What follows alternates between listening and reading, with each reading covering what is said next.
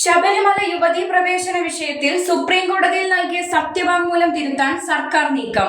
ആചാരങ്ങൾ സംരക്ഷിക്കപ്പെടണമെന്ന വിശ്വാസി സമൂഹത്തിന്റെ ദീർഘകാലത്തെ ആവശ്യം അംഗീകരിക്കുന്ന തരത്തിൽ പുതിയ നിലപാട് കോടതിയെ അറിയിക്കാനാണ് മന്ത്രിസഭയിലെ ധാരണ. നവോത്ഥാന നിലപാടുകളിൽ ഉറച്ചു നിൽക്കുമെന്ന് പ്രഖ്യാപിച്ചിരുന്ന മുഖ്യമന്ത്രി പിണറായി വിജയൻ വരാനിരിക്കുന്ന തിരഞ്ഞെടുപ്പ് മുന്നിൽ കണ്ട് രാഷ്ട്രീയമായ പിൻവാങ്ങൽ നടത്തുകയാണെന്നാണ് വിലയിരുത്തൽ.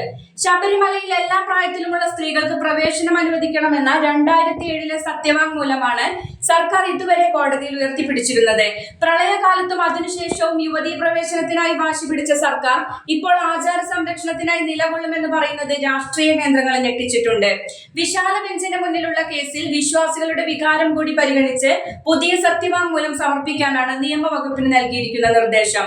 യുവതീ പ്രവേശനത്തിനായി നവോത്ഥാന മതിൽ തീർത്തും പോലീസ് സംരക്ഷണയിൽ ദർശനം നടത്തിച്ചും മുന്നോട്ട് പോയ ഇടതുമുന്നണിക്ക് ലോക്സഭാ തിരഞ്ഞെടുപ്പിലേറ്റ തിരിച്ചടിയാണ് ഈ തീരുമാനത്തിന് പിന്നിലെ പ്രധാന കാരണം.